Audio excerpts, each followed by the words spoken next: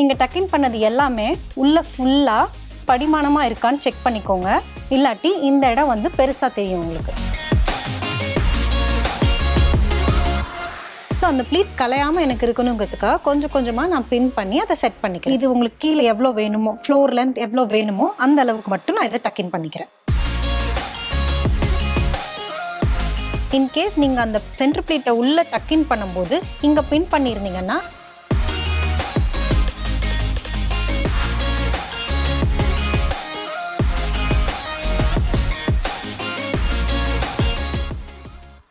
Hi, என் பேர் கல்யாணி. நான் ஒரு சாரீ ட்ரேபிஸ்ட். இப்போ ப்ரீ-ப்ளீட்டிங் சாரீ சர்வீஸ் எல்லாருமே எடுக்கிறாங்க. பிரைடல் மட்டும் இல்லாமல் பிரைட்ஸ்மெய்ட், அப்புறம் ஒரு பார்ட்டிக்கு போகிறவங்க, ஃபங்க்ஷனுக்கு போகணும், எனக்கு சாரீ கட்ட தெரியாது, கட்ட டைம் இல்லைன்னு சொல்கிறவங்க எல்லாருமே வந்து ப்ரீ-ப்ளீட்டிங் சர்வீஸ் எடுக்கிறீங்க. பட் என்ன ப்ராப்ளம்னா, சில்க் சாரீக்கு வந்து அந்த ப்ரீ-ப்ளீட்டிங் சர்வீஸ் வந்து நல்லாயிருக்கும். சில சாஃப்ட் சில்க் சாரீலாம் நீங்கள் ப்ரீ-ப்ளீட் பண்ணிவிட்டு திருப்பி அதை ரீயூஸ் பண்ணும்போது அது அந்த லைன்ஸ் எல்லாம் அப்படியே இருக்கும். ஸோ அது சாரீ டேமேஜ் ஆகிறதுக்கும் வாய்ப்பு இருக்குது. இன்னொன்று, இந்த ப்ரீ-ப்ளீட்டிங் கொடுக்கறதுக்கு மெஷர்மெண்ட் கொடுக்கணும், போய் கொடுக்கணும், வாங்கணும், இதுக்கெல்லாம் எனக்கு டைமே இல்லைன்னு சொல்கிறவங்களுக்காக நான் எப்படி சாரியை ப்ரீ-ப்ளீட் பண்ணாமல் சிம்பிளாக கட்டலான்னு சொல்லிட்டு இந்த வீடியோவில் சில டிப்ஸ் அண்ட் ட்ரிக்ஸோட நான் உங்களுக்கு சொல்கிறேன்.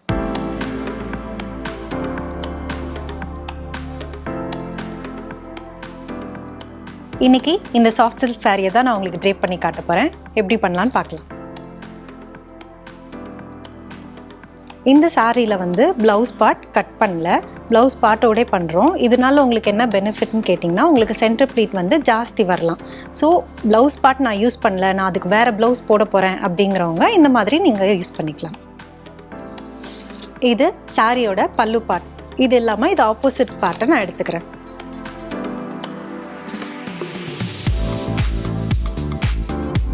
இவங்களோட லெஃப்ட் கார்னர்லேருந்து நான் ஸ்டார்ட் பண்ணுறேன்.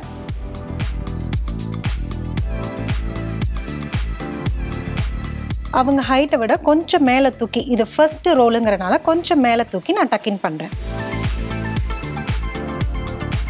எந்த சுருக்கமும் இல்லாமல் நீட்டாக டக்கின் பண்ணிக்கோங்க. இங்கே ரொம்ப இழுக்க வேண்டாம்.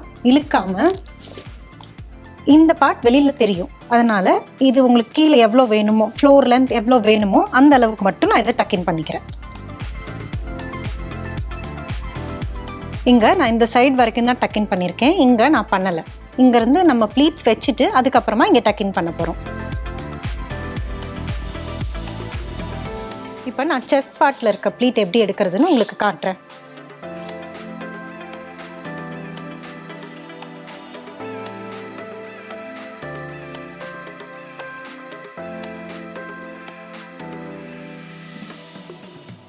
இது பேக் சைட். இதை வந்து நான் ஒரு ரோல் போட்டு கொண்டு வரேன்.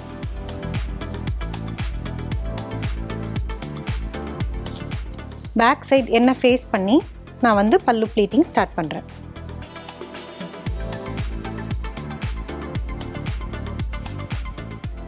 இந்த பல்லு ப்ளீட்டை நான் வந்து ஒரு ரோல் போட்டு எடுக்கிறேன்.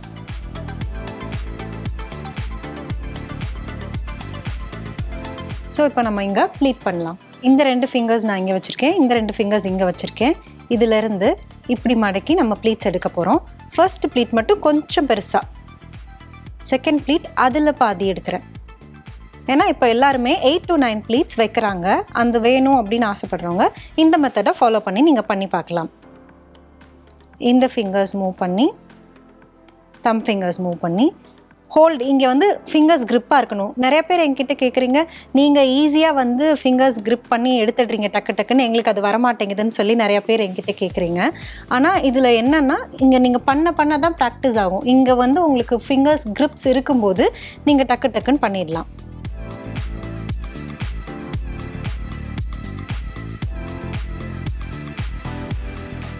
ஃபர்ஸ்ட் ப்ளீட் மட்டும் பெருசாக இருக்கும். இது எல்லாமே நான் குட்டி குட்டியாக ஈவனாக எடுத்திருக்கேன். இதை நான் இங்கே பின் பண்ணிக்கிறேன்.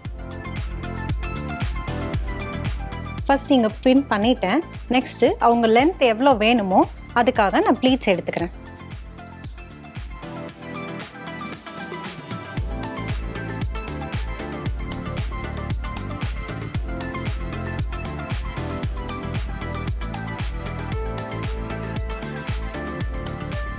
செகண்ட் பின் இங்கே நான் இப்போ பண்ணியிருக்கேன். இது எதுக்குன்னா எவ்வளோ தூரம் எனக்கு வேணுமோ அந்த ப்ளீட்ஸ் நான் கலையாமல், மேலே வந்து நான் 8 ப்ளீட்ஸ் எடுத்திருக்கேன். ஸோ அந்த ப்ளீட் கலையாமல் எனக்கு இருக்கணுங்கிறதுக்காக கொஞ்சம் கொஞ்சமாக நான் பின் பண்ணி அதை செட் பண்ணிக்கிறேன். இப்போது நீங்கள் சாரீ வந்து ப்ரீ ப்ளீட் பண்ணிங்கன்னா இந்த மாதிரி பின்ஸ் எடுத்துகிட்டு வச்சு அப்படியே அயன் பண்ணி கொடுத்துருவாங்க. அதுக்கப்புறம் இந்த பின்ஸ் வந்து ரிமூவ் பண்ணிவிடுவாங்க. ஸோ நமக்கு அது அப்படியே நிற்கும். ஆனால் இங்கே அயன் பண்ணாத போது இந்த பின்ஸ் எல்லாம் அப்படியே இருக்குமா அப்படின்னு கேட்டிங்கன்னா, அது இல்லாமல் இருக்கிறதுக்கு நீங்கள் கையிலே அந்த ப்ளீட்ஸை கொஞ்சம் கொஞ்சமாக நல்லா அழுத்தி மடித்து விட்டிங்கன்னா உங்களுக்கு அந்த ப்ளீட் ஓரளவு அப்படியே நிற்கும். உங்களுக்கு இந்த மாதிரி ஜரி இருக்க பார்ட் மட்டும் நீங்கள் அழுத்தி விட்டிங்கன்னா போதும். உள்ளே இருக்கிறது வந்து சாஃப்ட் சில்க்குங்கிறனால உங்களுக்கு அது கூட தேவை இருக்காது. இந்த சாரியில் வந்து பெரிய பார்டர் இருக்குது. பட் நான் எனக்கு எவ்வளோ சைஸ் வேணுமோ அந்த அளவுக்கு மட்டுமே இதை நான் மடித்து சின்னதாக காமிச்சிக்கிறேன். யூஸ்வலாக பெரிய பார்டர் வச்சு கட்டணும்னு ஆசைப்படுறவங்க இவ்வளோ குட்டி குட்டி ப்ளீட்ஸ் எடுக்க முடியாது. ஸோ பெரிய பார்டர் வைக்கும்போது 4, 5ன்னு காமிக்கும் போது தான் அந்த ஃபுல் பார்டரையும் காமிக்க முடியும். அது யாரெல்லாம் எடுக்கலாம் அப்படின்னா, உங்களுக்கு வந்து ஷோல்டர் சைஸ் பெருசாக இருக்குது, பாடி சைஸ் வந்து கொஞ்சம் உங்களுக்கு பெருசாக இருக்கவங்க அந்த மாதிரி பெரிய பார்டர் வச்சு நான் பார்டர் ஃபுல்லாக காட்டணும், சாரி நான் எடுத்ததே அதுக்காக தான் அப்படின்னு சொல்கிறவங்க பெரிய பார்டர் சாரி வைக்கும்போது பெரிய பெரிய ப்ளீட்ஸ் வச்சுருந்தீங்கன்னா அப்படியே பார்டர் கட் ஆகாமல் தெரியும். பட் எனக்கு வந்து குட்டி குட்டி ப்ளீட்ஸ் தான் வேணும் அப்படின்னு கேட்குறவங்க இந்த மாதிரி பார்டரை ஃபோல்ட் பண்ணி வச்சிங்கன்னா இன்னும் ரொம்ப அழகாக தெரியும்.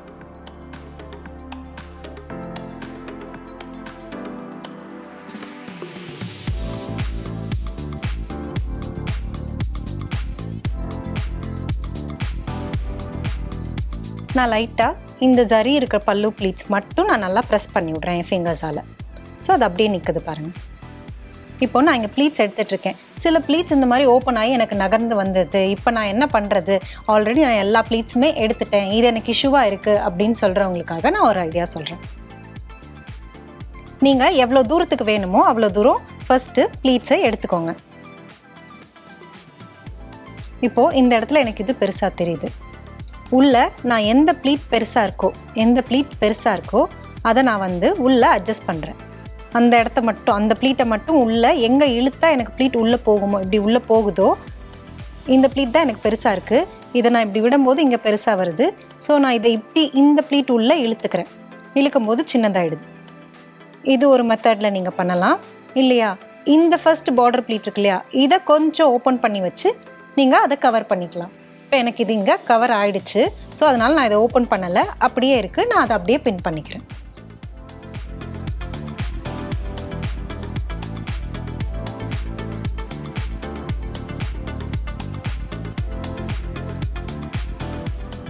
இப்போது எனக்கு இவங்களோட ஹைட்டுக்கு இந்த அளவு எனக்கு பல்லு இருந்தால் போதும். ஸோ நான் இதை இங்கே ப்ளவுஸோட பின் பண்ண போகிற பார்ட்டை இந்த வெளியில் எதுவும் தெரியாமல் நான் அட்ஜஸ்ட் பண்ணி பின் பண்ணிடுறேன். இப்போது இவங்களுக்கு இந்த பல்லு லென்த் வந்து நான் விட்டுருக்கேன். இது எவ்வளோ அளவு வைக்கலாம் அப்படின்னு கேட்குறீங்க. ஜென்ரலாக நீ லென்த்துக்கு கொஞ்சம் கீழே வச்சா போதும். நல்லா ஹைட்டாக இருக்கேன் நான் வந்து அப்படின்னா நீங்கள் நிறையா பல்லு வைக்கலாம். ஸோ அது வந்து உங்களுக்கு இன்னும் ஹைட்டாக காமிக்கிற மாதிரி தான் இருக்கும். நான் ஷார்ட்டாக இருக்கேன், நான் இவ்வளோ தூரம் விட்டால் அப்படிலாம் நல்லா இருக்குமா அப்படின்னு கேட்டிங்கன்னா, ஷார்ட்டாக இருக்கவங்க என்ன பண்ணலாம், நீ லென்த்துக்கு கொஞ்சம் கீழே வரைக்கும் விட்டிங்கன்னா உங்கள் ஹைட்டுக்கு ஆர்கனைஸ் பண்ணி பார்க்கும்போது அது அழகாக தெரியும்.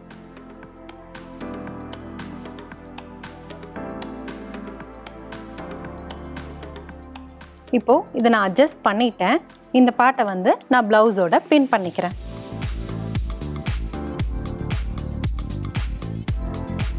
இப்போ நான் இங்கே வந்து பின் பண்ணியிருக்கேன். இங்கே குத்துறாங்க இல்லை பின்னாடி குத்துறாங்க, எங்கே கரெக்டாக குத்தணும் அப்படின்னு கேட்குறவங்களுக்கு இந்த ஷோல்டர் அட்டாச் இருக்கு இல்லையா, அங்கே பின் பண்ணுங்கள். இங்கே பின் பண்ணக்கூடாது, ஃப்ரண்ட்டில் பின் பண்ணக்கூடாது. ஒன்று ஷோல்டர் பின்னில் அட்டாச் பண்ணுங்கள், இல்லைன்னா இங்கே பண்ணிவிட்டு இங்கே சில பேர் பண்ணுவாங்க. இது எதுக்காக அப்படின்னா, நான் வந்து இப்போ வெட்டிங் போகிறேன், எனக்கு அங்கே ஒர்க் இருக்குது, நான் குனிஞ்சு எல்லாம் ஒர்க் பார்க்கணும், என்கிட்ட ஹிப் பெல்ட் இல்லை அப்படிங்கிறவங்க இங்கே பின் பண்ணிட்டீங்கன்னா இது முன்னாடி வந்து டிஸ்டர்ப் பண்ணாமல் இருக்கும். அதுக்காக தான் இங்கே ஒரு பின் பண்ணுறது. ஸோ இங்கே பண்ணால் போதும். உங்கள் ஷோல்டர் இதுலேருந்து ஒரு 1/2 inch 1 inch தள்ளி இங்கே பின் பண்ணால் போதுமானது. எனக்கு வந்து ஒர்க் பண்ணணும் அப்படின்னு சொல்கிறவங்க இங்கே ஒரு பின் பண்ணிக்கோங்க, போதும். ஷோல்டர் ஸ்டிச்சை தாண்டி முன்னாடி எங்கேயும் பின் பண்ணிடாதீங்க, அது கொஞ்சம் ஆக்வர்டாக இருக்கும். இப்போது இந்த பின் பண்ணதோட இந்த ஜரி பார்ட் எடுத்து நான் ரோல் பண்ணி முன்னாடி கொண்டு வந்து பின் பண்ண போகிறேன். இது கொஞ்சம் கிரிப்பாக இருக்கணும். ஸோ நல்லா டைட்டாக இழுத்து பின் பண்ணிக்கோங்க.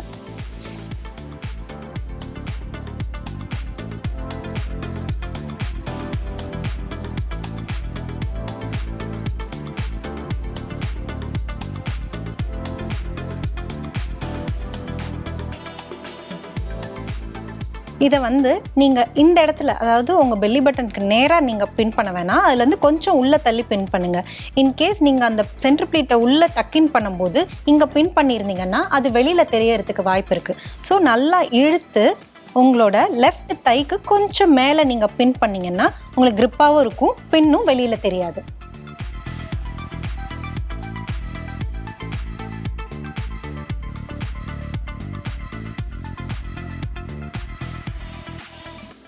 இங்கே பின் பண்ணும்போது உங்களோட சாரியோட ஃபர்ஸ்ட் லேயரில் மட்டும் பின் பண்ணாமல் இன்ஸ்கர்ட்டோட சேர்த்து பின் பண்ணுங்கள். இந்த மாதிரி நம்ம இங்கே இது வரைக்கும் டக்கின் பண்ணியிருக்கோம் இல்லையா, நீங்கள் சாரியை இப்படி நேராக கொண்டு வந்து வச்சு பாருங்கள். உங்கள் பெல்லி பட்டன் இந்த இடத்துல, உங்களோட பெல்லி பட்டனுக்கு நேராக இங்கேருந்து நீங்கள் மடிப்பு ஸ்டார்ட் பண்ணலாம். ஆல்ரெடி இங்கே ஒரு மடிப்பு இருக்குது, ஸோ நீங்கள் அதை டிஸ்டர்ப் பண்ணாமல் அதிலேருந்தே நீங்கள் மடிப்பு ஸ்டார்ட் பண்ணி ப்ளீட் எடுக்கலாம். நான் இந்த மடிப்புலேருந்தே ஸ்டார்ட் பண்ணுறேன். சேம் நீங்கள் வந்து செஸ்ட் பல்லு ப்ளீட்டுக்கு எப்படி ஃபிங்கர்ஸ் வச்சுருந்தீங்களோ, இந்த 3 ஃபிங்கரும் இந்த இடத்த பிடிக்கிறதுக்கு க்ரிப்பு, இந்த 2 ஃபிங்கரும் இந்த இடத்த பிடிக்கிறதுக்கான க்ரிப், இதை வச்சு நீங்கள் பல்லு ப்ளீட்ஸ் எடுக்கலாம். இங்கே நம்ம ஆல்ரெடி ப்ளவுஸ் பீஸோட சாரி டைப் பண்ணுறதுனால நிறையா சென்டர் ப்ளீட்டில் நிறையா ப்ளீட் வரும். ஸோ நான் இங்கே பெருசு பெருசாகவே எடுத்துக்கிறேன். அப்படி சாரி மட்டும்தான் இருக்குது, ப்ளவுஸ் ப்ளீட்டோட இல்லை, எனக்கு வந்து சென்டர் ப்ளீட்டோ ஆனால் நிறையா அதிகமாக தெரியணும்னு ஆசைப்படுறவங்க இவ்வளோ பெருசு இல்லாமல் நம்ம செஸ்ட் பார்ட்டுக்கு எப்படி குட்டி குட்டியாக எடுத்தோமோ அதே மாதிரி ஈவனாக குட்டி குட்டியாக எடுத்துக்கோங்க. இங்கே கொஞ்சம் எக்ஸ்ட்ரா ஃபேப்ரிக் விட்டுருங்க. விட்டுட்டு இந்த சாஃப்ட் சில்கில் பாருங்கள், அயன் பண்ணாமலே அதுவே அழகாக ப்ளீட்ஸ் எப்படி ஃப்ளோவியாக இருக்குது. இது நீங்கள் போட்டு அயன் பண்ணி வச்சிங்கன்னா அது ரொம்ப கத்தி மாதிரி ஸ்டிஃபாக ஆகிடும். அதனால தான் சாஃப்ட் சில்க் வந்து அயன் பண்ணாமல் கட்டணும்.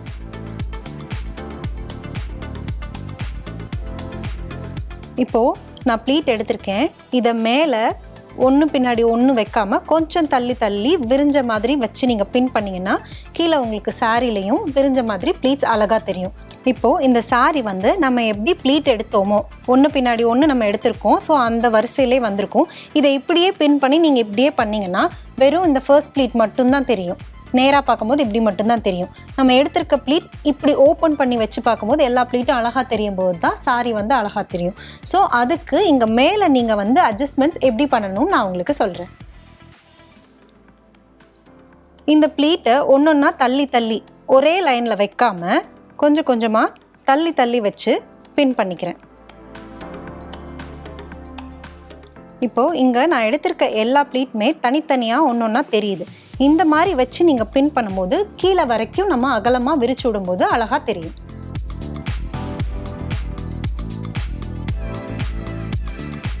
இந்த ப்ளீட்ஸ் எல்லாமே இப்போ செக்யூர் பண்ணுறதுக்காக நான் இங்கே ஒரு பின் பண்ணுறேன். இதை நம்ம டக்கின் பண்ணுறதுக்கு முன்னாடி இங்கே லூஸாக விட்டுருந்தோம் இல்லையா கொஞ்சம் ஃபேப்ரிக், இதை எப்படி இழுத்து பின் பண்ணி சொருகிறதுன்னு நான் உங்களுக்கு இப்போ சொல்கிறேன். இந்த பாட்டை நீங்கள் இப்படி இழுத்து பிடிச்சிக்கோங்க, அதுவே வந்து ப்ளீட்ஸ் தெரியும். நான் ஒன்றுமே பண்ணலை, நம்ம பின் பண்ணதை நான் இப்படி இழுக்கிறேன், இழுக்கும் போதே உங்களுக்கு ப்ளீட்ஸ் தெரியுது. ஸோ இந்த ப்ளீட்ஸை நீங்கள் அட்ஜஸ்ட் பண்ணி பின் பண்ணுங்கள்.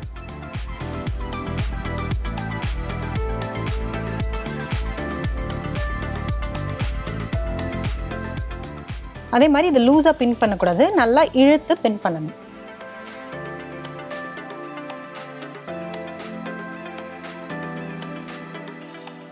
இங்கேயும் இன்ஸ்கர்ட்டோட சேர்த்து நான் இந்த இடத்துல ஒரு பின் பண்ணிக்கிறேன்.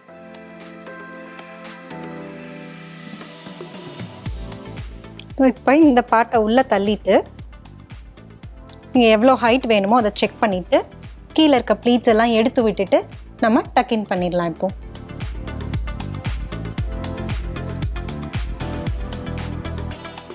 இந்த பார்ட்ஸ் எடுக்கும்போது நீங்கள் ஒன்று பின்னாடி இப்படி வச்சு எடுக்காமல் கொஞ்சம் எல்லாத்தையும் ஓப்பன் பண்ணி அகலமாக காட்டுங்க.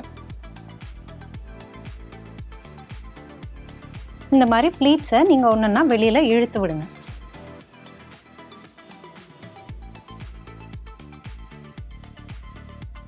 இப்போது இங்கே டக்கின் பண்ணுறது நீங்கள் இங்கே பண்ணாமல் சென்ட்ரா ரொம்ப இந்த சைடு தள்ளியும் வச்சிடாதீங்க. இங்கே நம்ம பின் பண்ணியிருக்கோம், ஸோ ஓரளவு சென்டராக வச்சு நீங்கள் பண்ணும்போது உங்கள் 2 லெக்ஸ்க்கும் நடுவில் அந்த ப்ளீட்ஸ் இருக்க மாதிரி பார்த்துக்கோங்க. ரொம்ப இந்த சைடும் தள்ளி பண்ணிடாதீங்க, ரொம்ப இந்த சைடும் தள்ளி பண்ணிடாதீங்க. சென்டராக இருக்க மாதிரி வச்சு உங்கள் ஹைட் ஃப்ளோர் லென்த்துக்கு எவ்வளோ வேணுமோ அதோட ஒரு 1/4 இன்ச் மேலே ஏற்றி பின் பண்ணுங்கள். ஏன்னா கொஞ்சம் டைம் ஆக ஆக உங்களோட இன்ஸ்கர்ட்லேருந்து அந்த சாரி வெயிட்டுக்காக கொஞ்சம் இறங்க ஆரம்பிக்கும். ஸோ இறங்கும் போது பார்த்தீங்கன்னா இந்த மாதிரி இருக்கும். இது நீட்டாக தெரியாது. ஸோ கொஞ்சம் இப்படி எரெக்டாக ஸ்ட்ரிக்டாக இருந்தால் தான் இது நீட்டாக அழகாக தெரியும். ஸோ ஃப்ளோர் லென்த்துலேருந்து கொஞ்சம் ஒரு 1/4 இன்ச் மேலே ஏற்றி இந்த இடத்த டிஸ்டர்ப் பண்ணாமல் நான் உங்களுக்கு இப்படி டக்கின் பண்ணுறேன். நீங்கள் டக்கின் பண்ணது எல்லாமே உள்ளே ஃபுல்லாக படிமானமாக இருக்கான்னு செக் பண்ணிக்கோங்க. இல்லாட்டி இந்த இடம் பெருசாக தெரியும் உங்களுக்கு. இப்போது இந்த எக்ஸ்ட்ரா ஃபேப்ரிக்கை நான் இங்கேயே சொருகுனேன்னா இந்த இடத்துல ஒரு மடிப்பு வரும். ஸோ இந்த ஃப்ரண்ட் நமக்கு வெளியே தெரிய போகிற இடம். இதை டிஸ்டர்ப் பண்ணாமல் இங்கே இருக்கிற இந்த எக்ஸ்ட்ரா ப்ளீட்ஸை நான் பின்னாடி சொருகிறேன். இங்கே என்ன அளவு தேவையோ அந்த அளவு தான் நான் சொருகிறேன். எக்ஸ்ட்ரா நான் இந்த இடத்துல சொருகலை. இந்த இடம் நீட்டாக வர மாதிரி பார்த்தீங்கன்னா தான் ஃப்ரண்ட்டில் நல்லா தெரியும். ஸோ இந்த எக்ஸ்ட்ரா ப்ளீட் அப்போ எங்கே சொருகணும்னு கேட்டிங்கன்னா, இங்கே எல்லாருக்குமே இந்த பேக் போனில் ஒரு ஸ்பேஸ் இருக்கும். இந்த இடத்துல சொருகிட்டிங்கன்னா உங்களுக்கு தெரியாது எக்ஸ்ட்ரா அந்த சொருகுனது வெளியில். நான் அது வரைக்கும் எல்லாத்தையும் ஓப்பன் பண்ணி இங்கே கொண்டாந்து இப்படி சொருகிடுறேன். ஸோ இங்கே ப்ளீட் இருக்கும்போது உங்களுக்கு பின்னாடி இருக்கிறது தெரியாது. ஸோ இப்போ இங்கே உங்களுக்கு ஒரு மடிப்பு எல்லாருக்குமே வரும். அது இல்லாமல் நம்ம பின்னாடி வரைக்கும் இழுத்து அதை சொருகிட்டோன்னா இங்கே கரெக்டாக உங்கள் அளவுக்கான இது வந்துடும். இப்போ ஃப்ரண்ட் ப்ளீட்டை நான் அட்ஜஸ்ட் பண்ணுறேன்.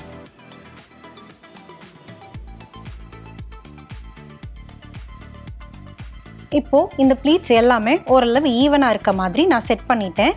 இப்போது ஃபிங்கர்ஸாலேயே நான் இதை அந்த இதோட ஜரி பார்ட் மட்டும் நான் நல்லா ப்ரெஸ் பண்ணி கொடுக்குறேன், அது மூவ் ஆகாமல் இருக்கிறதுக்காக. இப்போது இந்த இடத்துல நீங்கள் இந்த எக்ஸ்ட்ரா இருக்க ஃபேப்ரிக்கை இப்படி கீழே இழுத்தீங்கன்னா ஃப்ரண்ட்டில் உங்களுக்கு இந்த சைடும் சரி இந்த சைடும் சரி நல்லா டைட்டான போகும். நான் இருக்க ப்ளீட்ஸையே கீழே இழுத்து விடுறேன், மேலேருந்து கீழே இழுத்து விடுறேன். அப்படி இழுக்கும்போது உங்களுக்கு இந்த இடம் டைட் ஆகும்.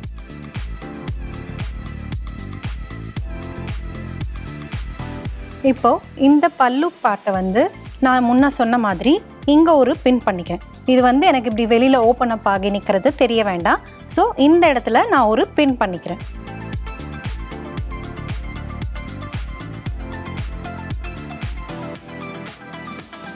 ஸோ இங்கே நான் பின் பண்ணிட்டேன். ஸோ இப்போ நம்ம எடுத்த ப்ளீட்ஸ் இதுலேருந்து இங்கே பின் பண்ணியிருக்க வரைக்கும் நீட்டாக இருக்குது. கீழே இப்படி ஓப்பனாக இருக்கிறத நான் என் ஃபிங்கர்ஸாலேயே கொஞ்சம் ப்ரெஸ் பண்ணி விட்றேன். கீழே இந்த இடத்துலேருந்து இந்த இடம் வரைக்கும் நமக்கு ஜரி பார்ட் தான் இருக்குது. ஸோ அதை நான் ஃபிங்கர்ஸால் ப்ரெஸ் பண்ணி விட்றேன். இப்போது இந்த பல்லு பாட்டை நான் கையால் ப்ரெஸ் பண்ணி அவங்களுக்கு எடுத்து விட்ருக்கேன். ஓரளவு தான் நிற்குது. எனக்கு இப்படி இருக்க வேண்டாம், இல்லை என்னால் கையால் ப்ரெஸ் பண்ண முடியல, ரொம்ப ஹார்டாக இருக்குது அப்படின்னு ஃபீல் பண்ணுறவங்க நீங்கள் கிளிப் பண்ணி பின் பண்ணும்போதே ஹேர் ஸ்ட்ரைட்னர் இருக்குது இல்லையா, அதை யூஸ் பண்ணி லைட்டாக ப்ரெஸ் கொடுத்து நீங்கள் பண்ணிட்டீங்கன்னா கூட அழகாக நிற்கும். ஸோ இந்த சாஃப்ட் சில்க் சாரியை நம்ம ப்ரீ ப்ளீட் பண்ணாமலே நீட்டாக எப்படி நிறையா ப்ளீட்ஸ் எடுத்து கட்டுறதுன்னு நான் இந்த வீடியோவில் சொல்லியிருக்கேன். இது உங்களுக்கு யூஸ்ஃபுல்லாக இருக்கும்னு நினைக்கிறேன்.